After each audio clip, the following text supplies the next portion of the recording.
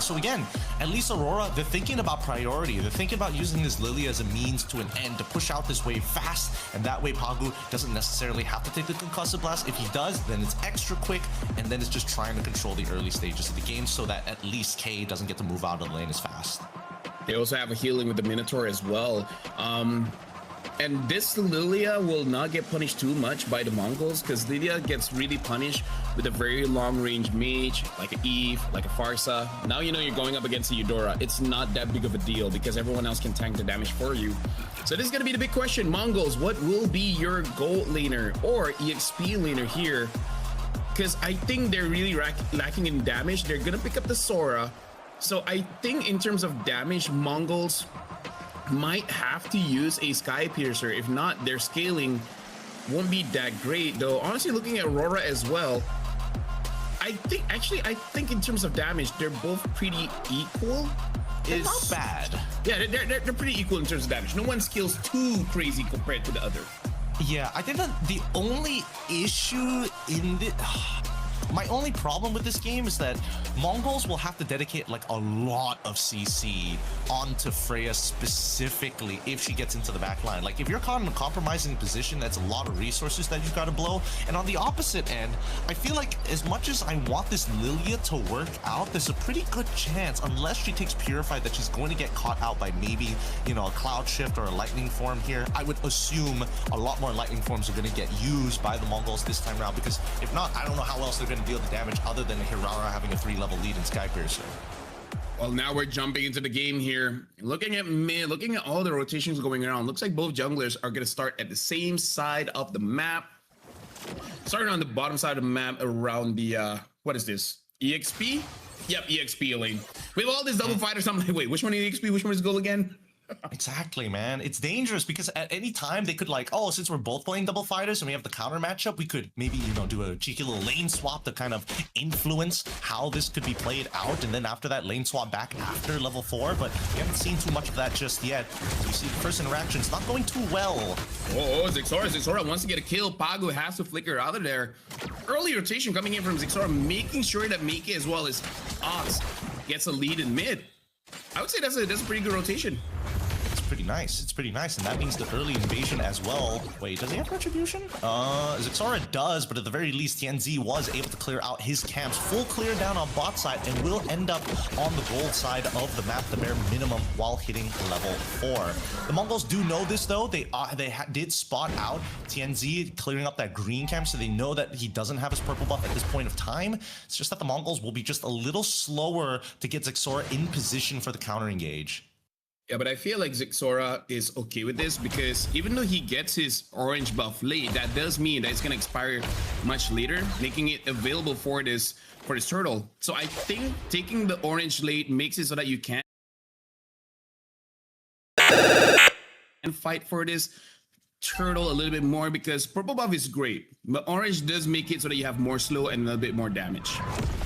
We still got 9 more seconds until the first neutral objective actually spawns, and it looks like, unfortunately for Sigiboom, he is not leaving that lane anytime soon. This Esme has got him on a leash for the time being, and Mumu, he knows he's going to hit level 4 in a matter of time, so he doesn't mind the wave actually pushing. He's got first position and will hit level 4 exactly when he needs to. Yep, Zixora puts pressure onto Rosa. Rosa dies to Meike, and now the turtle's still there. Looks like Shifting Clouds didn't actually hit onto anyone, but able to eat this Sora. Mumu is tanking all of it though. Pagu gets taken down. Not availing just yet, and not enough damage from TNZ to take them down.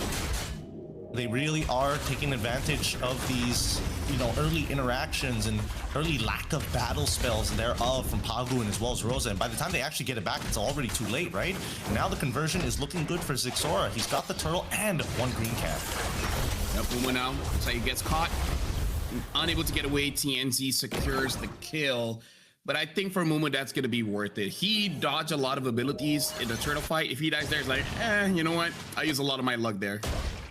Yeah, but it does mean that Lunar is only going to get stronger, right? He's going to be able to get his first items a little bit quicker. He's going to start developing. Oh, good fracture as they take out Ox here. Knowing Fury next to come, but Pagu, is he going to survive this? Oh, manages to get his regenerate just in time. Yeah, I feel like Meike was considering, does he want to flicker for that? Looks like finally not going for it. K, however, is having such a good time going up against Sigiboom on this Freya. And for now, the Mongols going up against Aurora. In terms of gold lead, there's not much difference. Sigiboom, though, winning out that, making it so that he gets his golden staff, makes it much more manageable for him going up against K. I mean, this is a dive angle for sure. He should probably call for it, but it looks like they want to actually look to cut off the rotations on the mid lane. Yep, Zixora gets killed onto Pagu. And we see Sigiboom was able to heal back up on the minions as well as onto K. But for now, looking at the position of Zixora, he is gonna chunk Sigiboom just a little bit. Sigiboom still has that Purify. Actually, maybe he did use it, but whatever. For now, it does look like they have advantage. They're gonna let the minions go through the turrets.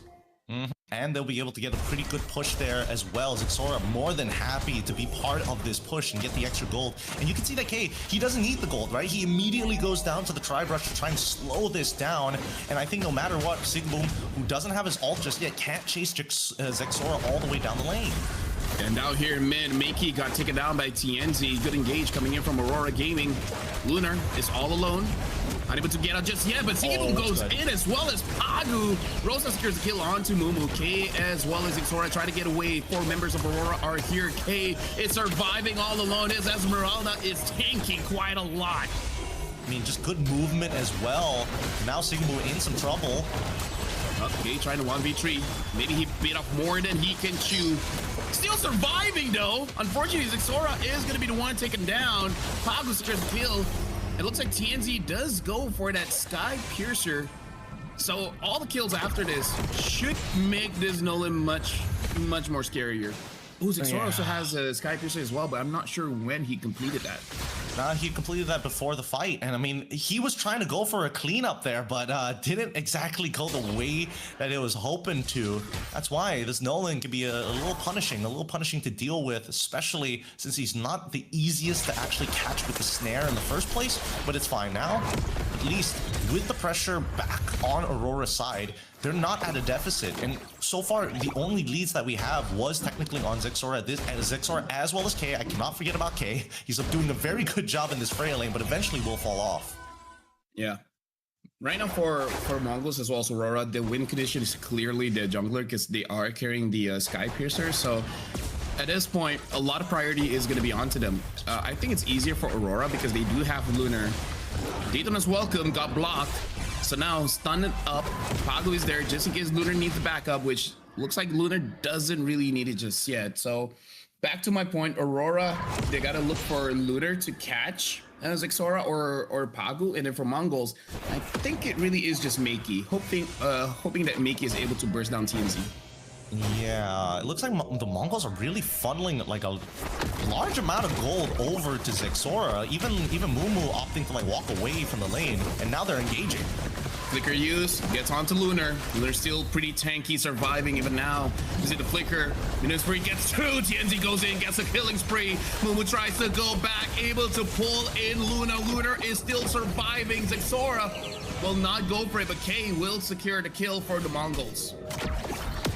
I don't know what the target priority is here, because now K, he's going to be in the middle of 3 members. Like, sure, you are tanky, but he's forced to flicker on out of there and somehow gets Sigiboom mid-air. That shield did not protect him at all. With the call of Valkyries just getting him shot out of the sky. I feel like Sigiboom also made a mistake. I think he was supposed to use the ult towards his own turret, but actually went towards the Mongols, giving over a free kill there. I think that Aurora can still contest for this, but good zoning from Ox as well as K. Looks like Zixora is going to get the turtle for free. Mumu tries to engage, but Lunar was able to escape that one. Yep, good Detona's welcome, using the anti-CC on it so he doesn't get dispositioned and able to disengage from the fight entirely. I mean, the neutral objective is already done. He won't need his ult for the time being and needs to actually get back into lane. And speaking of the lane, Aurora, alongside with the Mongols, have opted to actually go splitsies here, right? Swapping very early on into this game, making sure that Freya is on the long side of the lane. They don't need her just yet. They just need her to scale for as long as possible. But this means up in the top side, you can see that Mumu finally getting the wave that he was asking for after so many deaths, and the 3 assists. He has been pivotal into opening up the fights for the Mongols. You know, for the Mongols, I would say for both Mongols as well as Aurora, Not much is going on because Xora is using this time to cut the wave.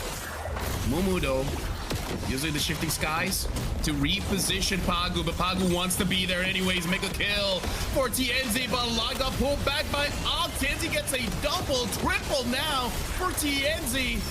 Will he get a minute? He does. It looks like this is gonna be a savage. TNZ with this Nolan gets a savage. Holy cow, and especially with his efficient item build and making sure that he has that malefic roar. Can they actually get this tier 1? I don't think they can get the mid tier 1 yet. It was too low, but they have to wait for the second wave. Great stuff. I mean, the wombo combos were good, and I think the best part about it was unfortunately Xora just didn't have enough combo points to try and double iframe his way out of that. He still got clapped upon. He still took a huge amount of damage from Sigiboom, who had the extended range from his ult.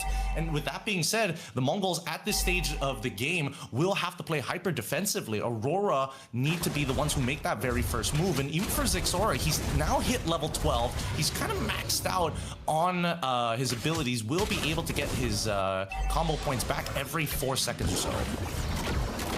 Yum Yum able to get K there. K is taking quite a lot of damage. TNZ wants another stack of Sky Piercer, gets it. Able to get it onto K. If he wasn't maxed out then, he is definitely maxed out now. Mongols at this point, I don't know. I feel like Aurora, they already got their win condition. So Mongols, they're just trying to play the map. They're trying to control the side lanes, but that trick only works so long. And I think just the raw sustain from Sigiboom in these team fights, Mongols need to figure something out here. They can't fight in the traditional way. Well, Lunar is stuck there. He got stunned up.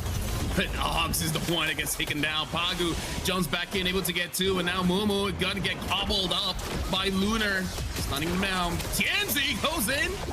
About to get a kill. There you go. Legendary for TNZ. And K is there as well. TNZ says, sure, why not? But all the while, Sigiboom was able to deal with Xora. K is actually surviving quite a long time. And then dead. Legendary for TNZ.